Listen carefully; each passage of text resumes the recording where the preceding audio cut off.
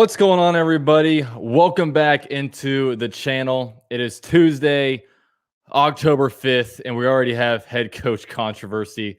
Not the greatest show to really be a part of, but hey, man, we still got 13 more games to watch our guy Trevor Lawrence and see this team try to put it together. Give a few shout outs over here. Sports Site Production, first comment at 623. What's up, man? What's up, Nick? Joey Hat, what's good, my man? Alina's dad. We got Matt in the building. What's up, everybody? Thank you so much for being here. What's up, Ryan? So I do have a co-host joining me. I've got my guy, Tom McManus from 1010XL and also the Relevant app. I'll bring him on in here. Tom, what's going on, my man? Good evening, Dalton. How you doing? And hello to everybody out there. Hope you're doing well. I'm good, man. I'm good. Hey, man, I did one video today. I did 2 live streams. It's a more eventful Tuesday than I really wanted, but you know what? 8 days ago, we go out and trade a first-round pick with C.J. Henderson, and then now we got this to kind of come in the middle of the week, man. Yeah. What's going on, man? It's crazy. I mean, what a crazy couple of days. I look. There's a lot of levels to this thing. I don't care what Urban does in his private time, and I know you said the same thing. Whatever you do, whatever you have to do. That's between you and your wife, and you and God, and whoever you pray to, and all that stuff. And that's your problem. That's got nothing to do with me. I'm more concerned with here's this guy talking about leadership and excellence and attention to detail and all this stuff, and just. And then he leaves his team. It's like, Urban, you're 0-4. Like, come on, you got to go home with your team. You go with your team and you say, I'm going home. Maybe you go back. I'm sure you could have flied privately, but I'm more upset about that. And I'm upset about what appears to be the non-truth of his story. Yeah. And if I'm hearing correctly from these national writers and they're dialed in, maybe they are, maybe they aren't. You got to sometimes take that stuff with a grain of salt. But if I'm hearing players are like, he's full of shit, and laughing at him, that's a problem. It's a problem. Look, I will say this. At the end of the day, those players are professional football players. It doesn't matter if your coach cheats on his wife. That has nothing to do with you. It has nothing to do with anything. You go and play and help this team win regardless, whatever is going on. I should have said cheating, just whatever he was doing with that other lady. So, look, you may look at him different. You may be like, whatever, don't, your messages ring hollow to me. I don't care. I will say I'm a little concerned. You got this young QB recently married, and who his head coach isn't a very good, example of what, or wasn't for that night. So, like I said, there's a lot of layers to it. But at the end of the day, the players got to play. They got to go win. And that's what they have to do, regardless, if they're hey, sweetie, if my girls just got home from dance. Regardless if, they agree with the way he lives his life or not. Yeah, absolutely. And I want to comment on that real quick. Shout out to Mr. Ram for the 150 donation. Thank you so much, man. And nice. The big thing that disturbs me is, he comes out. We have this slogan, "Own it." You know what I mean? It's all over the walls. It's on his shirt. And then he comes in there on Monday, and due to the video that was out in public, he said, "Look, like I was there. Some random girl kind of came over to me and started dancing and everything." And then a new video came out on Tuesday that was a little bit more revealing. And then he has to go in there and reshape his story and go redo his apologies. And I guess Monday there were some meeting cancels. Then he had to go back on Tuesday and kind of, go around and do his different apologies. It's like, dude, talk about the most hypocritical thing ever. Like the whole own it thing, of all years, we could have been the win now, stand united. We had all kinds of slogans, but I mean, this has to be the most hypocritical own it. Like, and the guy at the very top isn't owning it. It's horrible. I mean, I don't have a strong enough adjective to really describe how bad this is. I'm more upset with just the apology. The looking down, the not. I don't think I don't know. I think there's some holes in the story. Let's just leave it at that. I'm sure we've all heard different things, and whether he knew the woman or not, that's starting to come out, and I don't know who knows what the deal is, and it looks terrible. But at the end of the day, I don't know. It's not high school ball, that if you're a high school coach and you get caught with your hand in the cookie jar, you're out, right? I mean, pro, I don't know. And listen, I will tell you this: if they don't win this weekend, I'm not going to be shocked if he walks away. I'm not going to be shocked. I mean, I don't know. Here's the thing, Dalton. Think about this from like a psychological aspect. He's got to know somebody's videoing him. He's got to know somebody is checking out what he's doing. I mean, come on. You can't be that narcissistic or egotistical or flat out stupid to do that. So there's something there. Like, come on, Urban. Like, what's going on? And number one, like I said, you don't leave your team. I don't care they're on a bye. I don't care they're going to whatever. I don't care. I don't care that they got the weekend off. You don't leave your team. You go home with your team and you lick your wounds. And by the way, you're 0-4. Why are you hanging out anywhere but, back in the stadium trying to figure this shit out? Because your team stinks. And they shouldn't be 0-4. They should probably be 2-2. But they're not. So why are you grandkids? Okay, I don't have grandkids yet. I'll love them too, but I also got to coach this team. Just, I don't know. It just doesn't look good all around. And once again, I think a lot of people like you and me are upset. It's like, here we go again. Like, gosh, damn, I agree with you. I would turn this team around in a heartbeat, baby. And I'd keep everybody. We'd rock and roll. It'd be fun. But, it's just another shot, another thing you got to deal with. And, hey, man, I love you fans because you're going to stick in there no matter what. You are. You're going to stick in there no matter what, and you should because you're great fans. But, fuck them. I mean, I'm sorry. I shouldn't say that. No, even though say whatever you want, man. Hey. But, I'm sick and tired of this crap, and he's to blame. And if he keeps lying or not telling the entire truth, he's just digging the hole even deeper. So either come out with it all or shut up and let's win. You got to beat Tennessee. Turn this whole thing. You know what? Think about this. I'm sorry. I know I'm rambling on, but if you are a better record, Dalton, maybe. You're 4-0. Hey, I'm going to stay back in Cleveland. A couple of the guys are going to New York, Cincinnati. No big deal, but not when you're 0-4. Your ass needs to go home. Yeah, exactly. Shout out to Ratchet with a $20 donation. What's good? It's been a minute. Coach was in the moment. Those girls are dangerous. Yeah, but I don't know, man. It's not. Maybe. And people talk about the alcohol. People talk about, oh, he can do what he wants. It's just, dude, like, I remember he just reminded me of a freshman in college that is so excited to be in college and he's around all these girls at the bar, and then he gets caught slipping. It's like, dude, he's got to know better than that, man. I mean, and the bad thing about it is that we defended so many of his actions, from just all the free agency stuff to the hiring of Chris Doyle. And then, even stuff like when, week 1 where he's talking about the Texans running back and he mentions, oh, I think Joe Mixon is really good over there. It's like, he doesn't even know, he doesn't know Will Richardson's name. It's like this little things like that. It's like, you're up on this, little climb, and all of a sudden it just goes knocking down. And it's like, how much is this guy caring? I'm at the point where it's like, I would be, where it's not even a debate about is he going to be the coach next year. It's more about, is he going to get fired during the season, or is he going to, leave at the end of the season? It's a horrible, horrible situation. And like we as fans, it's hard. I mean, and literally, if it wasn't for this guy right here, Trevor Lawrence, I don't know what will be keeping my optimism for this team, because it's just, I will say this, I put on Twitter today, it's a lot more of a screw up. It takes a lot longer to fix a bad quarterback drafting than a head coach signing, because the thing is, if Urban doesn't work out, he's gone, and then we have plenty of Brian Dable, Eric Bieniemy, any of these guys. I mean, Jacksonville will be a top job for several reasons. One, you got Trevor Lawrence, obviously. Two, Shad Khan gives you a longer leash than you can buy at PetSmart.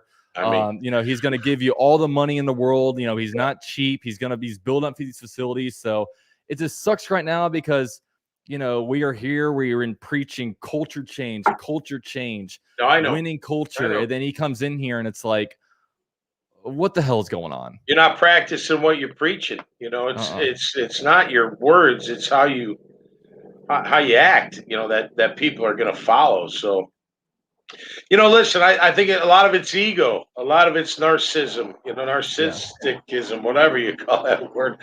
But it's basically sitting there, I can do whatever I want because I am who I am. And that's not the case.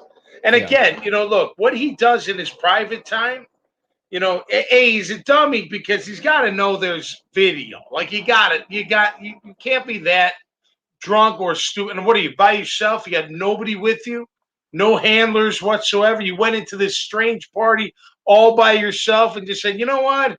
I'm gonna just hang with these strangers. I don't know if I buy that, but whatever. Like you're gonna do that. Come on, you're the head coach of the. You know what? Here's the deal. You can get away with that in Columbus, Dalton. Because you get people, they'd sweep it under the rug. They wouldn't report it. They wouldn't say it. But now you're the head coach of a National Football League franchise. Everything's under the microscope. And people are waiting for you to screw up like you just did. Yeah. And it's just, look, again, the act, that's his deal. The not telling the truth, I don't think he's telling the truth on how it went down. I don't like the fact that he says, hey, I dressed the team. But he didn't address the team as a team. He went to individual rooms where the positions are broken out and he didn't address the team. And when he did address the guys, they're like seriously, like whatever. So again, here's the deal. It's a terrible look. It's a terrible thing. Is it a fireable offense? It depends what your leaders on the team say. So if I'm Shad Khan. If I'm Trent Baalke and more Shad Khan, I'd keep Trent out of it, to be honest with you. I'm not sold on him either. But I would go to my leaders, Trevor, Miles, all those guys, and be like, what do you guys think? Can you play for this guy? Can you really still, follow him and fight for what he's preaching and delivering? Because if you can't, I got to get rid of him, period. And then he's going to ask, well, who do you like in the middle? Like, who's my interim? I mean, if I'm the owner, that's what I would do. Like, look, forget what everybody else says. How do you feel about it? Trevor Lawrence, I know who you are. You're this young Christian, whatever. He's newly married. Like, how do you feel? You know what, coach? Or no, you know what, Mr. Schott? I don't care. Whatever. It's not my business. It's his business. Or he says, you know what? I don't think I can play. I can play for him. Then Shad Khan has a decision to make. I mean, that's what should happen. Yeah. I don't know if it will, but that's what should come down with. I would want my leaders. I would want their input. Absolutely. What do you think? Can you play for this guy? I personally look.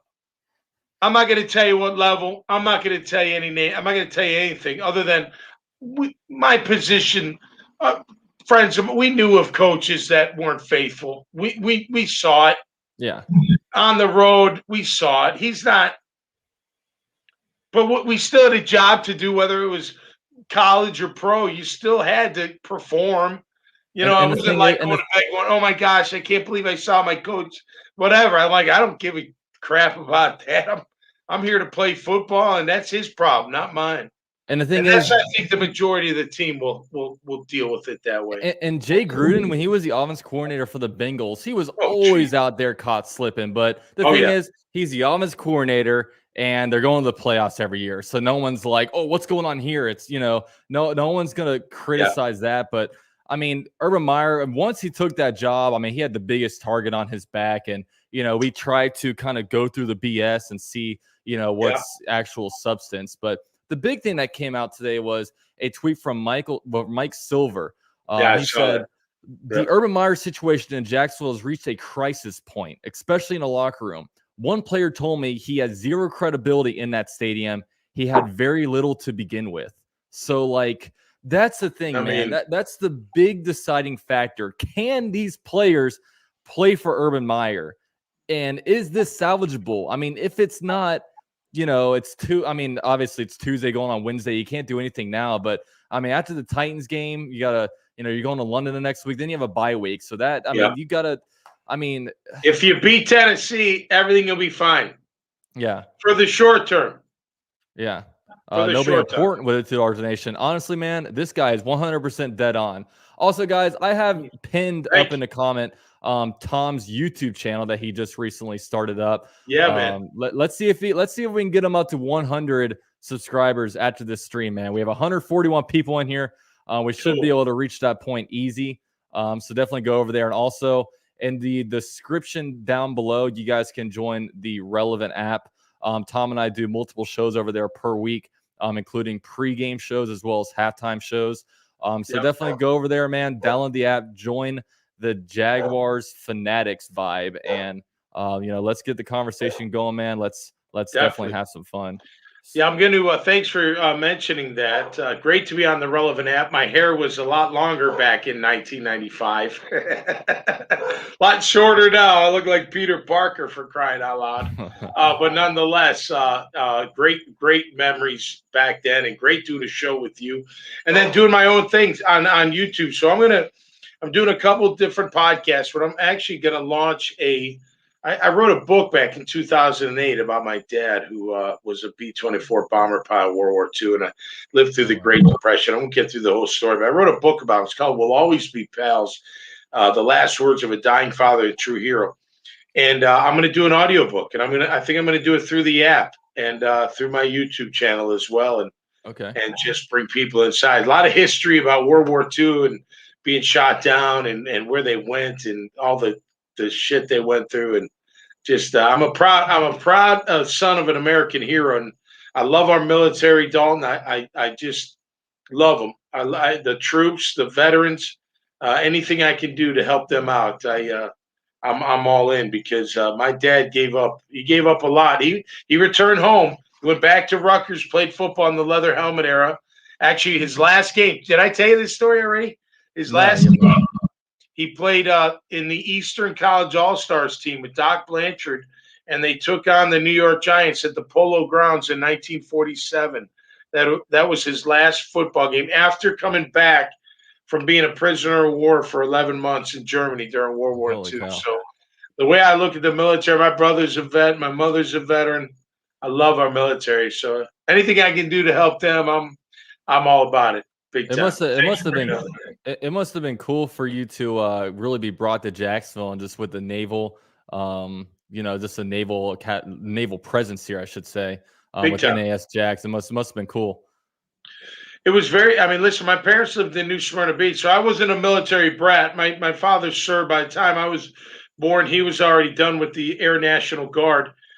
He became a lieutenant colonel after the war in the Air National Guard and piloted all over the world. My mother was his flight nurse. That's where they met. But coming up to Jacksonville, it was funny. Coming up from New Smyrna Beach, my parents moved there from Chicago when I went to Boston College.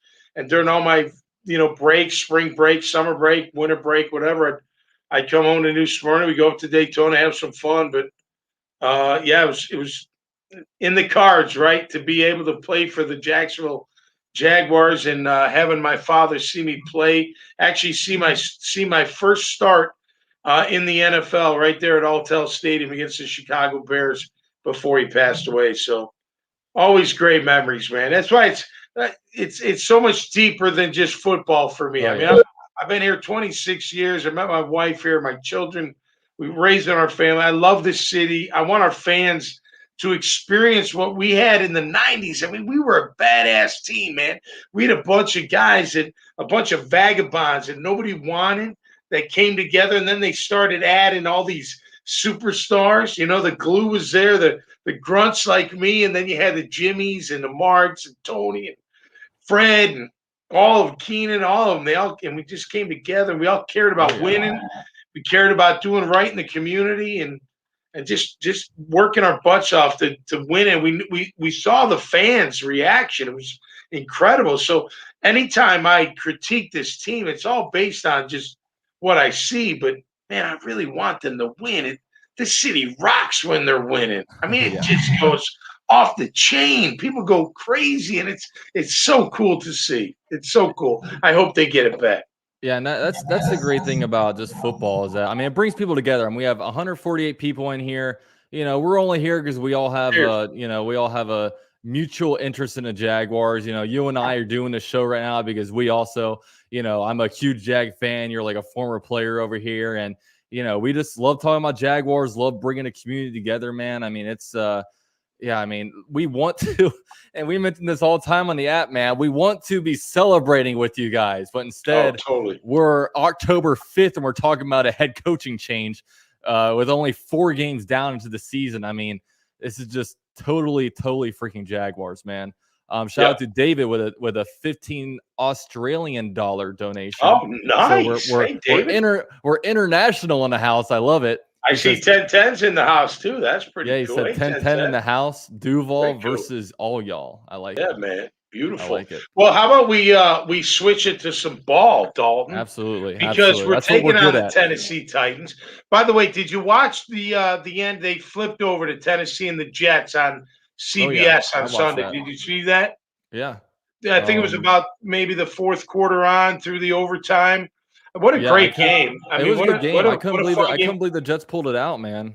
They did. By the way, 7 sacks on Tannehill. Did you see that? 7. Oh yeah, the offensive line is not blocking this year. Can we now? They're running the ball. Yeah, they're stopping the run and run the ball like we are. Yeah. And Tannehill's having a pretty decent year. We got to find out if AJ Brown and Julio are gonna play this Sunday. But Tannehill gets a job. If we got to find pressure. I mean, it's crazy. Like, you watch the Jets. So, granted, I don't follow the Jets, but other than Quincy Williams, our old linebacker, I don't know any of those names. And they're making sacks. They're wreaking havoc. I mean, they're getting all – Taylor Lewan's not the same player. He's struggled all year. The rest of the line, they struggle in the past. So can we find a way – to rush the passer? And I'm saying this, if the guys out there now can't do it, then you got to find somebody that can. You've got to get to the quarterback. Every quarterback that we faced, whether it was right away from the get-go, and I'm talking preseason, right away from the get-go or making a halftime adjustment, they have picked our secondary apart. Why? Because they have time to throw the football. And you've got to disrupt that timing. And it's not always going to be a blitz. Blitzes are tough because if you don't get home, somebody's going to be open. I mean, that's, you're taking somebody out of coverage to blitz. The hole's going to be open in zone, or a man's going to be open in man. Yeah. And if you don't get home, it doesn't matter, right? It's not worth the blitz. So you got to find a way. And if it ain't Smoot, if it ain't Chase on, Josh Allen, you've had some plays, but you got to become a dominant pass rusher, man. Yeah. You got to learn how to bend. And I didn't bend. I played middle backer, so everything was in front of me. But I watched Tony Brackens. You watched the great passers. They bend around that corner, man. They get down. They're almost parallel to the ground with their shoulder pad. They know how to get around that long arm of the offensive tackle. We need more of that. And look, I like Smoot, Chase on. I know he's athletic, but if it's not them, McCray, whoever. I mean, what I'm saying, dude, we drafted in this draft. We traded up in the 4th round to draft Jordan Smith, who's been inactive. Why don't we inactivate? I mean, with Chase on, he's not doing anything, man. Even if it's just one game, put Chase on the inactive list. Bring up Jordan Smith, and hell, I mean, if worst thing happens, he gets pushed around a shit ton, and then he has something to work on. You know what I mean? But just get him in there on occasion, right? So they can't target him in the run game. And that's what he is, man. He's like a pure, kind of like when Yannick Ngakoue came in the league. He was like a pure pass rusher, not necessarily a run stopping guy. But hey, in the 4th round, I mean, that's good value, man. Just get him in there, get him on some 3rd and long, see if he can get some kind of pass rush, because Chase on and it's just tough, man. Because right now, make no mistake about it. I mean, we're in year 2 of a rebuild, but I mean, we're looking at last year's 1st round pick. We had 2 1st round picks. Freaking CJ Henderson isn't on the team anymore, and Chason is looking. I don't know what Chase. He's just talk about a no impact guy. It's just, it's depressing, man. It's aggravating on this defense. Yeah, it's aggravating. I thought he would have been better off the line of scrimmage, but Yeah. But he's not. He's not making enough plays. But they got to figure it out. And I agree. Whether it's somebody on the press, somebody. I mean, look, you're 0-4, so take some chances. Bring some people up. Let's see what they can do.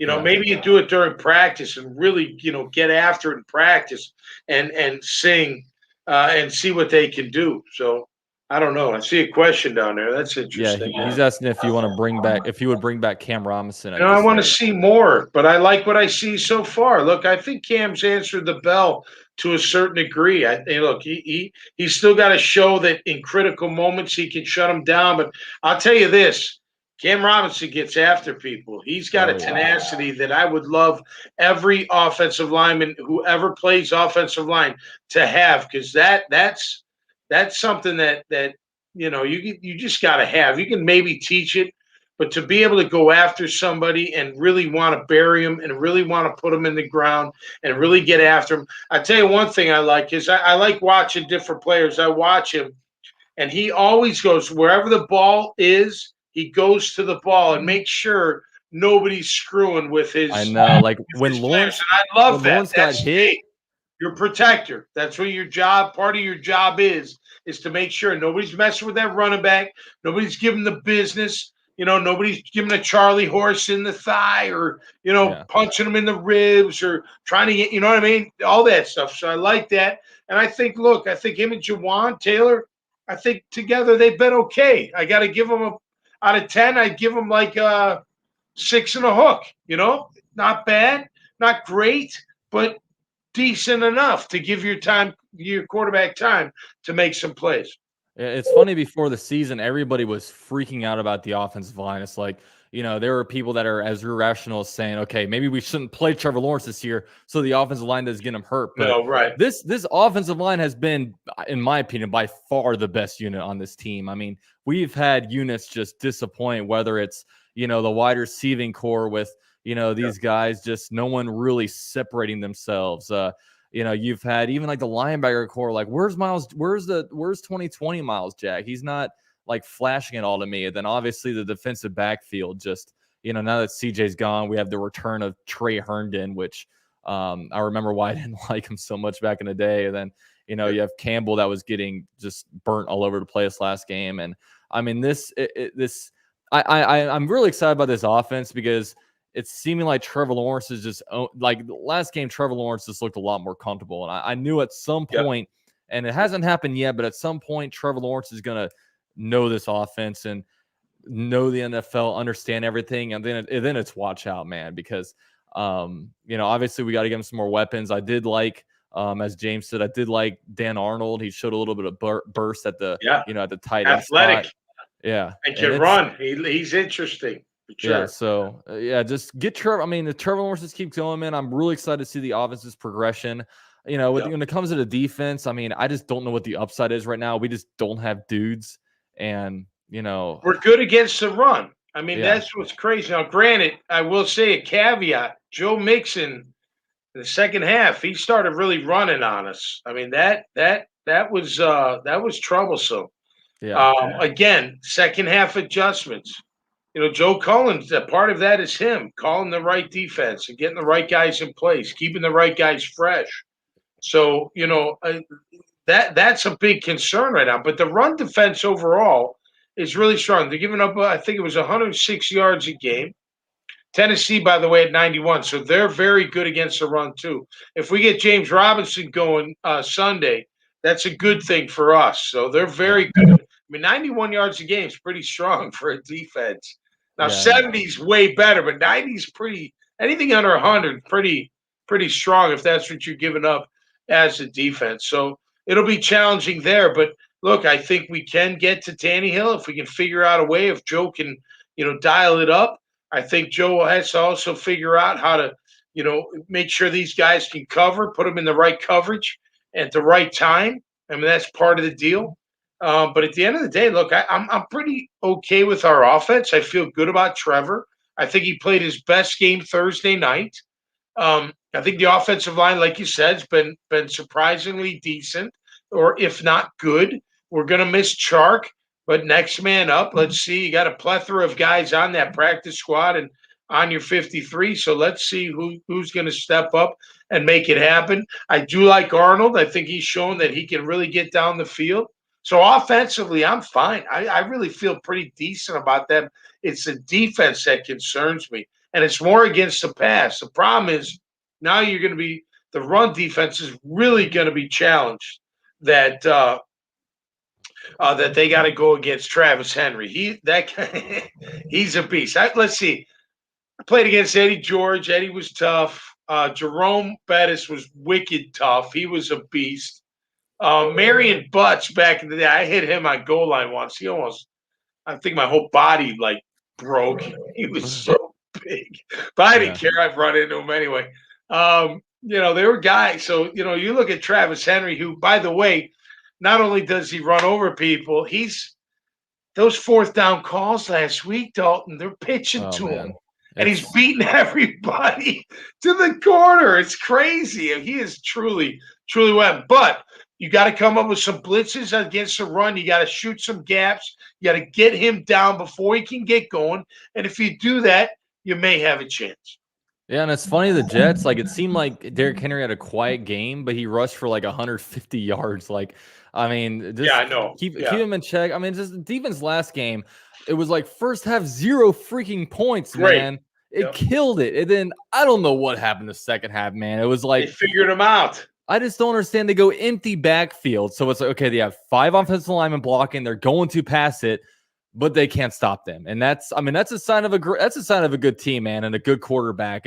If you know a pass is coming and you can't stop the pass, then you know what I mean. And the Cincinnati Bengals, man. I mean, that's what a quarterback does for you, man. I mean, a quarterback. I mean, they've been so struggling in mediocrity for so long. The Bengals, now they get a quarterback, and they're 3-1, and they're marching, man. And like that's a point of optimism for a Jaguar fan to say that. Look, man, we might actually have a shot at some point. Obviously not this year, but at some point.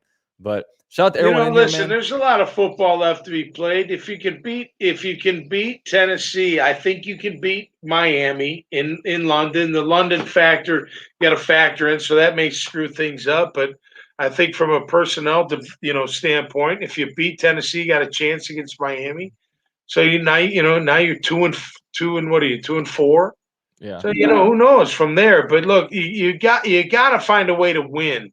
I know. And I want people to get over the whole getting better stuff. Don't let the media fool you, man. That doesn't mean anything. Getting better, it doesn't mean anything. Not in the NFL. Like you got to win in the NFL. And again, like I said earlier, they could have been 2-2. They could have won their last 2 games. They had chances. And by the way, Arizona's turned out to be a really good team. Oh yeah, they're the only undefeated team now. LA. I mean, they beat up the Rams pretty good, and Kyler's playing great. So, look, you're 0-4. You got Tennessee coming to town. You're trying to avoid that streak of 0-20.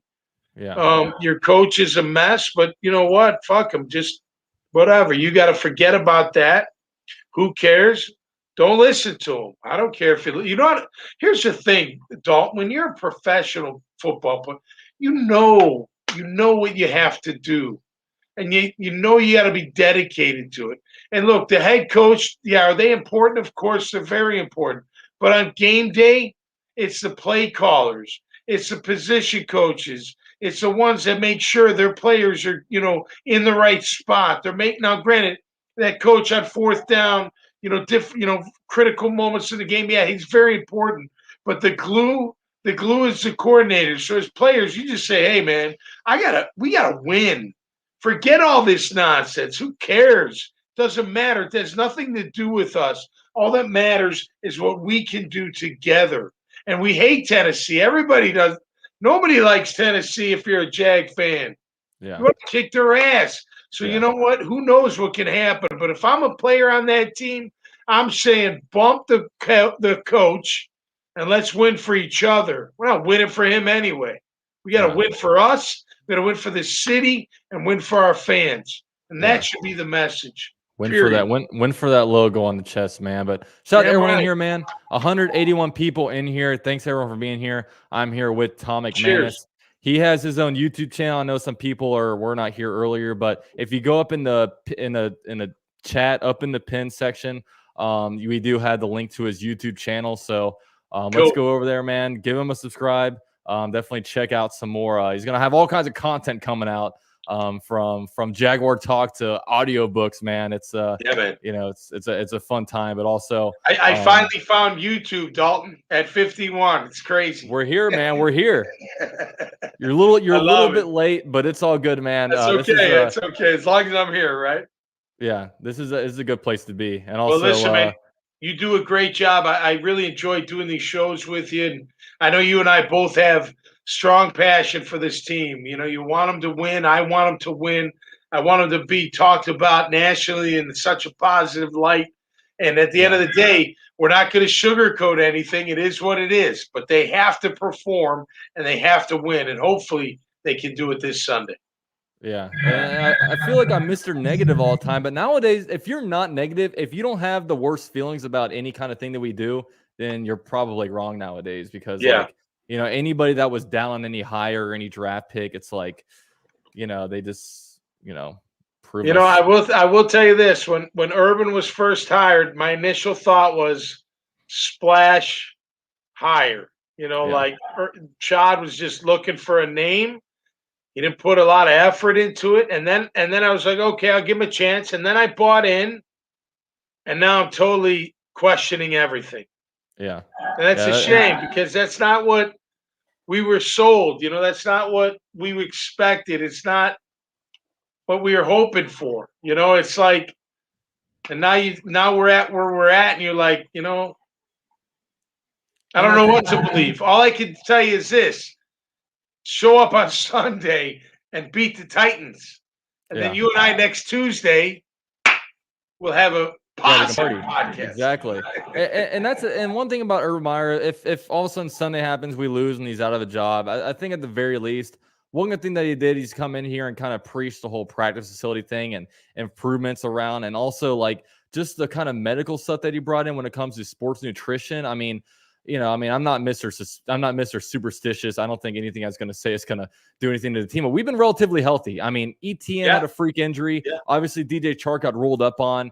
AJ Cann had an ankle, but we're not having these soft tissue injuries happening in practice. And, they're questionable for, we're not getting that. So there have been some good things that I think he's, thrown into Shad's ear and that I think he will act upon. It just stinks that it doesn't look like right now, it looks like he's one of our biggest liabilities right now when he's supposed to be the guy that builds up this culture. So, but all I hope, man, I want to beat Tennessee so freaking bad, Tom. Well, this is, if there's any game that we could go 2-15, but I want those games to be against Tennessee. So, I mean, we have an awesome opportunity. Obviously, the AFC South is super weak right now. I mean, 2-2, the division leader. And they got killed by the Cardinals week 1. Got beat by the Jets. Obviously, every Sunday is a new Sunday. We can't say, we lost to the Cardinals by 11. They lost by 28. Well, that doesn't factor in. 3 weeks ago or 4 weeks ago, that don't even matter. Yeah, we have a legitimate shot to go out there and do it, but halftime leads don't mean anything. We're 2-2 at halftime. Finish the damn game, man, and avoid this ugly-ass 20-game losing streak. We need to avoid it, man. We need our defense to step up and stop that team, especially in the second half, and match that wit for wit, match the adjustments, and make it happen. Again, pretty good on the offensive side, getting better. Special teams is ridiculous. I like seeing Jamal. I'm from the north side, but thank you. So you're a Cubs guy? You're a Cubs guy then? I'm from the northwest suburbs of Chicago, but appreciate that. But yeah, you listen, it's up to the players to really figure this stuff out. They're the ones that have to take it on the chin. They're the ones that are out in public when people look at them, whether it's here in Jacksonville or people find out outside of the area. Oh, you play for the Jaguars? You know what I mean? That hurts. That stings. Let me flip it over to the other side. When we were 9-7, 11-5, 11-5, 14-2, and people were like, "Oh, wow, you're with the Jaguars?" And you're like, "Yeah, hell yeah." You know what I mean? It's a totally different thing, and that's what we want for this team because there's nothing better than and being recognized for great work, you know, and or just being on like Orlando in a super neutral, like there's nobody really owns a team around here, and it's like I'm a Jaguar fan. It's like, oh, why are you a Jags fan? Oh, no. It's like, they suck. It's like, what can I can't talk I can't talk any shit about my team, like, because I'm like, yeah, we've lost 19 games in a row. I can't sit here and be like, oh well, we're gonna go get them. You know what I mean? It's tough, man. But all right, guys, we've been on for about 40 minutes. We're probably gonna wrap it up here soon, man. Thanks everyone so much for being here. Yeah, definitely. We have over here Tom McManus, man. You can check us out on Relevant. We're on there, at least 2-3 times a week, just breaking down Jaguar stuff. And, it's pretty easy. Just pull out the phone, get a live show going, wherever we are. I can be in Houston. Tom can be in Jacksonville. Yep. So it's a lot of fun, man. So go over there, download it in the link down below, and join Jaguars Fanatics. Also, I have Tom's YouTube channel linked up in the pinned chat. We're going to get into 100 subscribers after this stream. So it's going to be good. But hey, Tom, I really appreciate you joining, man. Yeah. Hey, always, brother. And just a reminder to everybody out there on game day, we do a quick, 15, 20-minute pregame on the Relevant app. Yep. And then we check in at halftime. So that's fun. And a couple of halftimes we've been like, oh man, this is it. And then it's like, shit, they didn't do it in the second half. But always a pleasure, my man. I enjoy being on, and thanks for putting up the YouTube channel, and always good banter with you, brother. Hey man, those are our best shows, the halftime shows, because we're winning. I know. We're happy and excited. That's for sure. Yeah, but awesome. Hey, thanks guys for all being here, man. We had about 200 strong in here so thanks guys for joining. Thank you, everybody. Go check out Tom's YouTube channel.